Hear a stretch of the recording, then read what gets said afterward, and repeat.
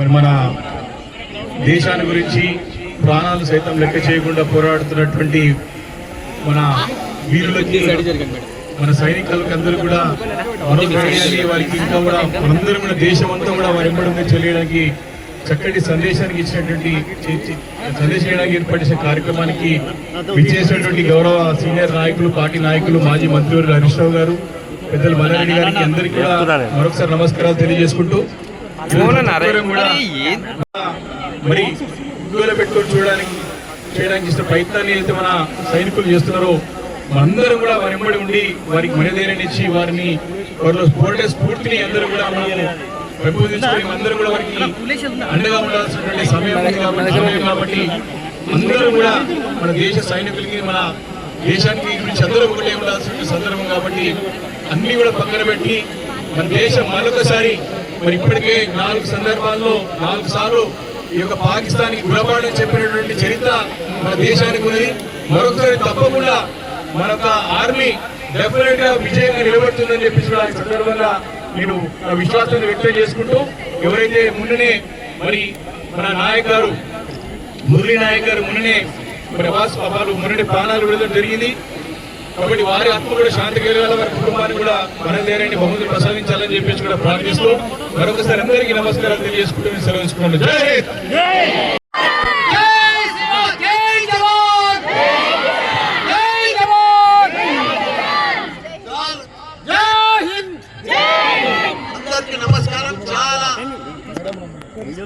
అందరూ కూడా పొద్దున్నే 6:30 సంది కూడా మన దేశ సైనికుల కోసం మనమందరం మన తెలుపునందుకు మేము కూడా మీకు సపోర్ట్ ఉన్నాం. మీరు ధైర్యం కోల్పోవద్దు, మీ అందరూ కూడా మేము మద్దతు చేస్తామని చెప్పి పెద్ద మా మల్లారెడ్డి హెల్త్ యూనివర్సిటీకి వెళ్ళి పెద్ద ఎత్తున డాక్టర్లు కానీ, ప్రొఫెసర్లు కానీ, టీచర్లు కానీ, మా నాయకులు కానీ, అదే మాదిరిగా మా వివేక్ కానీ, మా పెద్ద హరీష్ కానీ అందరూ కూడా మా టీఆర్ఎస్ పార్టీ తరఫు నుంచి కూడా అందరూ కూడా సైనికులకు మేము మద్దతు ఇద్దామని చెప్పి పెద్ద ఎత్తున ఈ రోజు ఈ ప్రోగ్రాం పెట్టుకున్నాం. అందరూ కూడా ధన్యవాదాలు. ఏది ఏమైనా మనకు స్వాతంత్రం వచ్చి 75 సంవత్సరాలు అయింది. మనము పాకిస్తాన్ తోటి ఎప్పటికీ బాధలు పడుతూనే ఉన్నాం. ఉగ్రవాదులతో వాళ్ళు పోషిస్తూనే ఉన్నారు. మనం ప్రధానమంత్రి మనవి చేస్తున్నాం అందరికీ, మోడీజీ పాకిస్తాన్ ఉగ్రవాదులకు కట్టెలు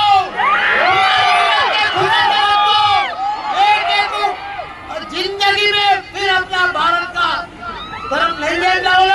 उग्रवादों को पूरा पाकिस्तान ప్రపంచంలో చిత్రపటంలోనే పాకిస్తాన్ కనిపిస్తుంది. సంవత్సరాల సంధి బాధ పెడుతున్నారు. మనం ఇంకా భరించలేము, మనం ఇంకా ఓపిక లేదు. మనకు మన సైనికులు మన ఎంతో మంది ప్రాణాలు కోల్పోయారు. ఈ రోజు కూడా మన తెలుగు మురళీ నాయక్ గారు చనిపోయిన ఆయనకు కూడా సంతానం, ఆయన మనం ఎంతో ఇచ్చిన ఆయన లోటు తీర్చలేము. ఆయన కుటుంబానికి కూడా చెప్తున్న మనం మాత్రం ఇప్పుడు వదిలేదు. మన భారత సైనికుల మొత్తం ధైర్యంగా మేము డాక్టర్లము, ఇంజనీర్లము, ప్రొఫెసర్లము, లీడర్లము, మా టీఆర్ఎస్ పార్టీ మొత్తం మీకు మద్దతు ఇస్తుంది. మీరందరూ కూడా పోరాడి ఆ ఉగ్రవాదాన్ని కోరుకుంటున్నా. జై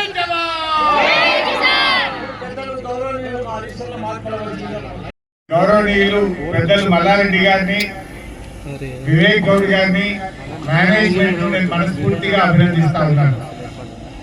ఆపరేషన్ సింధూర్ కు మద్దతుగా తమ ప్రాణాలు లెక్క చేయకుండా పోరాడుతున్నటువంటి భారతదేశ సైనికులకు సంఘీభావాన్ని తెలియజేస్తూ ఈ కార్యక్రమాన్ని చేపట్టడం నిజంగా అభినందనీయం.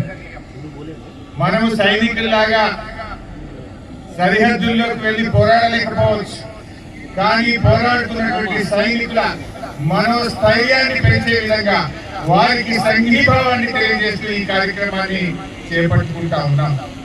దేశం మొత్తం కూడా ఇలా 140 కోట్ల మంది ప్రజలు భారతదేశ సైనికుల్ని చూసి, మన మిలిటరీని చూసి గర్వపడతా ఉన్నారు.